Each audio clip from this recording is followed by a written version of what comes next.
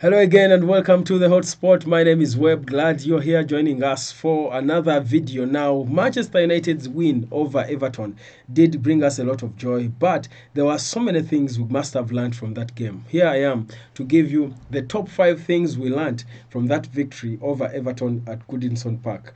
Number 1. For me, the first thing we pick from this game is that Alejandro Garnacho should be a starter and he should be the one starting on the left. Garnacho's application and effectiveness coming through the left, I think, has proved us right now that it is what we need, because he does not only put on a lot of threats going forward, even when he doesn't score, but he also creates space for other players to perform. The thing with Marcus Rashford starting on the left is it's then difficult for Garnacho to start if Rashford is there starting on the left, and it is difficult for Anthony Martial to perform at times as well. So for me, that game against Everton has proved to us that we need Alejandro Garnacho to be the one starting on the left wing. That's number 5, what we learn from that game. 2. Number 4. The next thing we learn is that whereas we've been struggling and complaining about a striker and talking about how we need to fight to sign another striker, like it has always been, Erik ten Hag has been known to want to bring in another striker at the next available opportunity to support Rasmus Højlund. Martial has proved that maybe for now he can be an able deputy for Rasmus Højlund. I think Martial's time at United might not be entirely done. Remember a few weeks ago Erik ten Hag mentioned that he's in his plans, long-term plans for Manchester United. I think after that performance, it wasn't the best of performances. He's not so exciting playing through the middle as a number 9, but he can be a decent backup for Rasmus Højlund, because when we play Anthony Martial, when Højlund is not there, either because of injury or in a rotation, we can switch up formations, and we don't exactly play to feed Anthony Martial as a target man. He's more of a false 9, but he can score goals. A false 9 who will score goals. We saw the comfort and calmness with which he scored his goal against Everton. So what I think we learned from that game is that actually Martial is not entirely done. He can be an able backup for Rasmus Højlund. Number 3, what we learned from that game, and you can let me know what you agree with or what you disagree with. The third thing we learned, like I said, I think I hit it earlier on, Rashford should be playing on the right if he's going to start anyway. If Marcus Rashford is there, of course, he will always start ahead of Facundo Pellistri.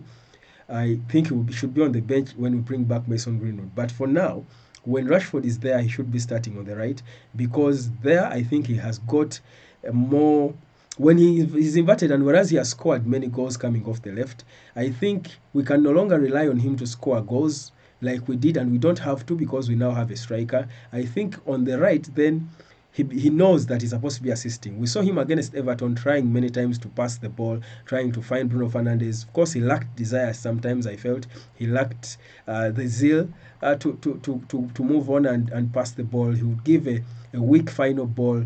You would see that he doesn't really quite have a lot of effort in him, a lot of effort left in him. But I think when he starts on the right, he's better there, because then he gives space for Alejandro Garnacho to start, because he can only start on the left and keep switching maybe later in the game. But also for Anthony Martial, I think it looks better. If Højlund is back and playing, still Marcus Rashford might, I think, play better, assisting him from the right. So we then have 3 threats going forward.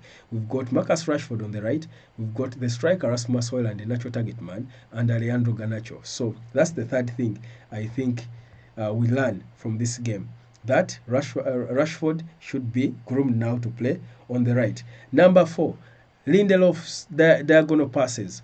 Now, we do not know a lot of these. We haven't seen a lot of them. I don't know whether they are trained or not, but I think the diagonal passes from Victor Lindelof are something of great importance. We saw how he had several of them, and they entirely stretched Everton.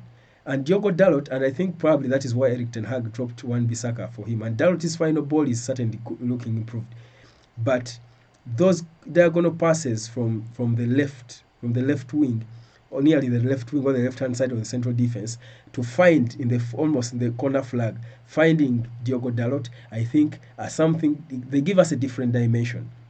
They give us a different dimension, and this dimension is good because then we have crosses now coming in.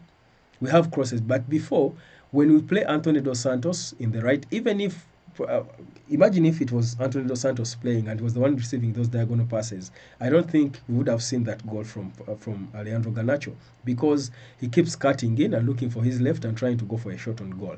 So the dimension we get from having Lindelof play with a player like Diogo Dalot who can cross the ball is we get in crosses, and we've seen what we can do with crosses because we've been lacking crosses a bit, accurate crosses. So the other thing we learned from this game is that Lindelof perhaps now has an edge. We understand why he maybe has an edge over Rafael Varane, and the love affair between him and Diogo Dalot could actually be the worst nightmare for Wan-Bissaka.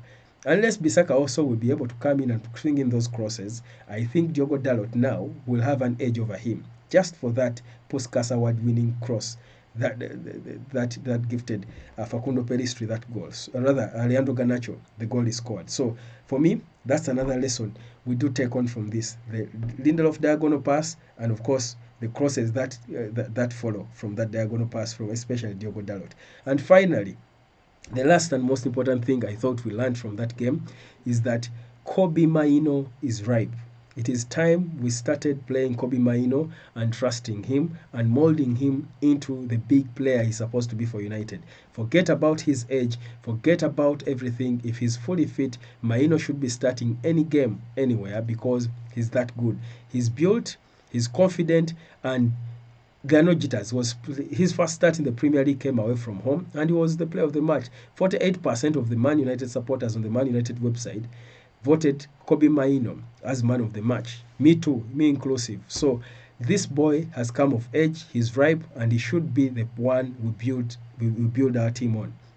He should be the fulcrum we build our team on. He has been tested with Onana giving him passes in tight positions, and he was dealing with them so well. So this boy is the future of our midfield. So for me, those are the 5 things that, among the so many, those are the 5 I wanted to mostly highlight that we do learn from that win over Everton. It's a very important victory. What do you think? What's your take on how United performed, and what's your take on the things we did, and the lessons? What lessons do you feel Manchester United should be taking from that game? There is a lot. If you are paying attention, you saw a lot to take home from that game. Let me know, in your honest opinion, what more you think Erik ten Hag should learn and we should be building on in the next game. What do we do? What do we improve? What is lacking? That's the take I want to get from you. But to sum it up for you, Martial, the top 5 things we learned: Alejandro Garnacho should be starting. Forget about him as an impact substitute, and he should be the one starting on the left. Martial still has something in him. He can be an able backup for Rasmus Højlund, so we don't need to buy another striker. They will overprice us and rip us off. So in Jan, the best maybe is a play on loan, which I think we may not be able to get anyone credible. So I think we can still focus on improving the confidence of Anthony Martial. Marcus Rashford should be starting on the right if he has to start, which obviously we know Erik ten Hag won't bench him, so but if he's starting him, keep him starting on the right. Victor Lindelof and his diagonal passes and how Diogo Dalot gets at the end of them is something we'd love to see a bit more. I want to see it more and see a bit of consistency with it, but also see how other clubs will try to adapt to it, because it initiates a counter attack for us, quick counters. It gives us more directness because the ball is in our third in our defense 1 minute, and the next minute we've switched play and we are going for a counter, taking it on to the other side. So I think it's a big dimension, and most importantly that Kobbie Mainoo is ripe and ready. Hotspot, subscribe. My name is Webb. I'll catch you later, fam.